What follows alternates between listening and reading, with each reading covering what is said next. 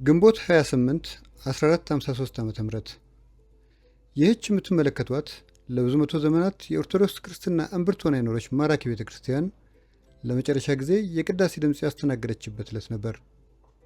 ይህች መሃል ቱርክ ኢስታንቡል ውስጥ የምትገኝ ታላቅ ቤተ ክርስቲያን በዚያች ቀን ቅጥሮቿ በ21 ዓመቱ ሱልጣን መሐመድ ዳግማዊ መድፎች እየተደበደቡ ይንቀጠቀጡ ነበር። በከተማዋ ውስጥ ፍርሃትና ተስፋ መቁረጥ ነግሷል። በነጋታው ጠዋት ምን ሊፈጠር እንደሚችል ያወቁ የከተማዋ ነዋሪዎች፣ መነኮሳት፣ የጦር መኮንኖችና ንጉሠ ነገሥት ቆስጠንጢኖስ 11ኛ ሳይቀሩ በዚች ቤተ ክርስቲያን ውስጥ በፍርሃት ተሰባስበዋል። በዚያች ሌሊት በቤተ ክርስቲያን ውስጥ የነበረው ድባብ እጅግ ልብ ሰባሪ ነበር። የሻማዎች ብርሃን በቅዱሳኑ ስዕላት ላይ አርፏል። የዕጣኑ ጭስ ወደ ሰማይ ይተናል። ሕዝቡ ግን እርስ በርሱ እየተቃቀፈ ያለቀስ ነበር። ይህ በሆነ በጥቂት ሰዓታት ልዩነትም ቤተ ክርስቲያኗ ወደ መስጊድነት ተቀየረች።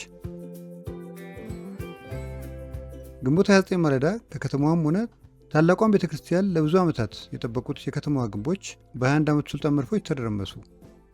የእስልምና እምነት ተከታዮች ጦር የነበረው የኦቶማን ሰራዊትም ወደ ከተማዋ ዘለቀ።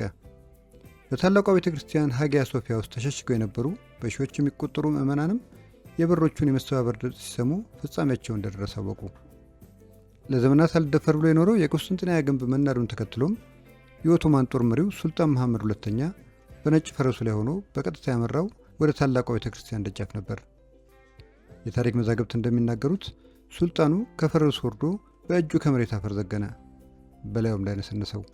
ይህች ሕንፃ ለሱ የጦር ምርኮ ብቻ ሳትሆን የእስላማዊ ዓለም የበላይነት ማረጋገጫ ታላቅ ምልክት ተደርጋ ትቆጠር ነበርና። ሱልጣኑ ወደ ውስጥ ሲገባ በቤተ ክርስቲያን ውስጥ ያየው ውበት እጅግ አስደመመው። ወዲያውኑም የመጀመሪያውን አዛን ወይም የሰላት ጥሪ እንዲደረግ ትእዛዝ አስተላለፈ። እናም አንዱ የሙስሊም ሰራዊት አባል ወደ መድረኩ ወጥቶ አዛን አለ። ቤተ ክርስቲያኗ በዚያው ቅጽበት ወደ መስጊድነት ተቀየረች። በመቀጠልም በቤተ ክርስቲያን ውስጥ የሚገኙ ምስሎች እንዲሸፈኑ አዘዘ። በሕንፃው ግድግዳ ላይ የነበሩት ውድና ማራኪ የኢየሱስ ክርስቶስ የድንግል ማርያምና የቅዱሳን ሞዛይኮች በኖራ እንዲመረጉ ወይም እንዲሸፈኑ ተደረገ።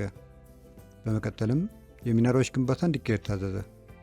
እናም በሕንፃው ዙሪያ የሙስሊሞች የሶላት ጥሪ የሚደረግበት የመጀመሪያው የእንጨት ሚናራ በአስቸኳይ ተገነባ።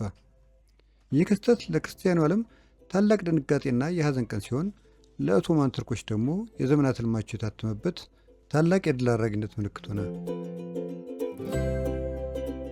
ዛሬ ድረስ ወደ ቱርክና ኢስታንቡል ያቀና ሁሉ አይኑ ቀድሞ የሚያርፍባት ሀጊያ ሶፊያ ከ537 እስከ 1453 በቤተ ክርስቲያንነት ከዚያም በኋላ ለ481 ዓመታት ያህል በኦቶማን ግዛት ስር መስጊድ ሆና አገልግላለች። ኦቶማን የተሰኙት ጦረኞች መላው ኤስያንና አውሮፓን በጦር ድል እያደረጉ ሲያስገብሩና ምርኮኞቹንም እያሰለሙ እንደመገስገሳቸው የቱርክ ሕዝብ ሙሉ ለሙሉ በሚባል ደረጃ ወደ እስልምና እምነት ተከታይነት ተቀየረ። ይሁን እንጂ የሀጊያ ሶፊያ ታሪክ በዚህ አላበቃም። የዘመናዊቷ ቱርክ መስራች ሴኩላር ወይም የሃይማኖትና የመንግስትን ድንበር የሚለዩ እየተባሉ የሚሞካሹት መሪ ሙስጠፋ ከማል አታቱርክ ሕንፃዋ የዓለም ቅርስና የሰላም ምልክት እንድትሆን በማሰብ በ1935 እንደ አውሮፓውያን አቆጣጠር ከመስጊድነት ወደ ሙዚየምነት እንድትቀየር አደረጉ።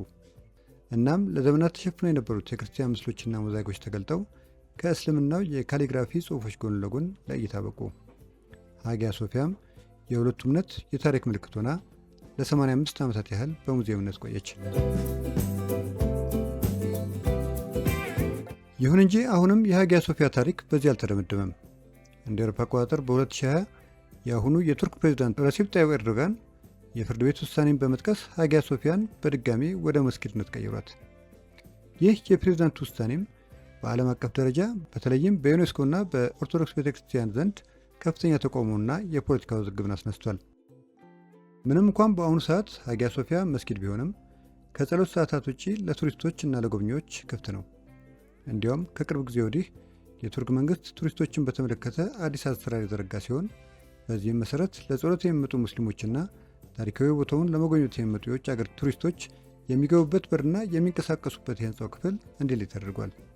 ሌላው ህንፃው አሁንም በዩኔስኮ የተመዘገበ የዓለም ቅርስ በመሆኑ የክርስትና ምስሎቹ ወይም የቅዱሳን ሞዛይኮቹ አሁንም በቦታቸው አሉ። ነገር ግን በእስልምና ሕግ መሰረት በጸሎት ሰዓት ወይም በሚሰግዱበት አቅጣጫ የስቅለት ወይም የቅዱሳን ምስሎች መታየት ስለሌለባቸው በዋናው የጸሎት አዳራሽ ውስጥ በዕለተ ዓርብና በአምስቱ የሰላት ሰዓታት ወቅት የኢየሱስ ክርስቶስና የድንግል ማርያም ምስሎች ባሉበት ጣሪያ ላይ በኤሌክትሮኒክስ የሚንቀሳቀስ ነጫጭ መጋረጃዎች ይዘረጋሉ። ሶላቱ ሲያልቅ መጋረጃዎቹ እንደገና ይከፈታሉ። በተጨማሪም በህንፃው ሁለተኛ ፎቅ ላይ የሚገኙትና በዓለም ታዋቂ የሆኑት የክርስቶስ ምስሎች፣ ሞዛይኮች፣ የንጉሠ ነገሥትና የቅዱሳን ምስሎች ሲያስሸፈኑ ባሉበት ሁኔታ ለቱሪስቶች ክፍት እንዲሆኑ ተደርጓል። ይህ ክፍል አሁን ላይ በዋነኛነት ለቱሪስቶች ክፍት ሆኖ ምስሎቹን በነፃነት መመልከት ይችላል። ከዚህ ከታላቁ ሀጊያ ሶፊያ ታሪክ ሳንወጣ ስለ ኦቶማን ቱርክ ጦርና የዘመኑ ወረራ በጥቂቱ እንቃኝ። የኦቶማን ቱርክ ግዛት በታሪክ ውስጥ ከታዩት እጅግ ረጅም ዕድሜ የኖሩ ሰፊና ሀያል ከሆኑ ኢምፓየሮች አንዱ ነው። ከትንሽ የዘላን ጎሳ ተነስተው ሶስቱን አህጉራት ማለትም ኤስያን፣ አውሮፓንና አፍሪካን ያንቀጠቀጠ ወታደራዊ ኃይል የገነቡበት ታሪክ እጅግ አስደናቂ ነው። የኦቶማን ቱርኮች መነሻ ከመካከለኛው ኤስያ ሲሆን አጉዝ የተባሉ የቱርክ ዘላን ጎሳዎች ናቸው። በ12ኛው ክፍለ ዘመን መገባደጃ ላይ ኦስማን አንደኛ የተባለ መሪ በሰሜን ምዕራብ አናቶሊያ የአሁኗ ቱርክ ትናንሽ የቱርክ የበላይነቶችን በማስተባበር የኦቶማን ስርወ መንግስትን መሰረተ። ኦቶማን የሚለው ስም የመጣውም ከራሱ ከኦስማን ስም ነው። የኦቶማኖች እምነት እስልምና ሲሆን የጦርነት ፍልስፍናቸው ደግሞ በዋነኛነት ጋዛ በሚለው መርህ ላይ የተመሰረተ ነበር። ይህም ማለት ከክርስትናው የባዛንታይን ግዛት ጋር በሚያዋስናቸው ድንበር ላይ በመሆናቸው ድንበሮቻቸውን በማስፋት እስልምናን ማስፋፋት ዋነኛ ዓላማቸው ነበር።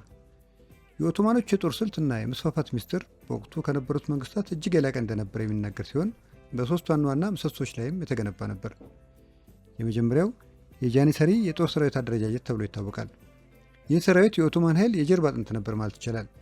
ከክርስቲያን ቤተሰቦች የተወለዱ ህፃናትን ወደ እስልምና በመቀየር ከቤተሰብና ከማህበራዊ ህይወት አርቀው ለሱልጣኑ ብቻ ታማኝ የሆኑ እጅግ ጨካኝና የሰለጠኑ እግረኛ ተዋጊዎች የሚያደርጉበት ስልት ነበር። በዓለም ታሪክ ውስጥ የመጀመሪያው ቋሚ ፕሮፌሽናል ሰራዊት ተደርጎም ይወሰዳል። ኦቶማኖች አዳዲስ የጦር መሳሪያዎችን በመጠቀም ረገድም ቀዳሚዎች ነበሩ። በተለይም ግዙፍና ከባድ የነሐስ መድፎችን በመስራት እና በመጠቀም ረገድ ረጅም ዕድሜ ያስቆጠሩ የድንጋይ ግንቦችን በቀላሉ ማፍረስ ችለዋል። በሜዲትራኒያንና በጥቁር ባህር ላይ ያላቸው የበላይነት ለማረጋገጥም ጠንካራ የሆነ የባህር ኃይልም ገንብተው ነበር።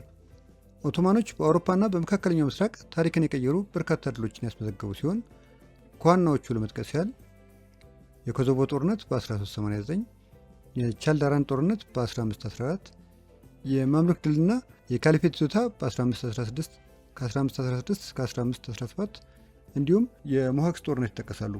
ከእነዚህ ውስጥ ግን የቁስጥንጥንያ ድል በታላቅነቱ ታሪክ ሲዘክረው የሚኖር ነው።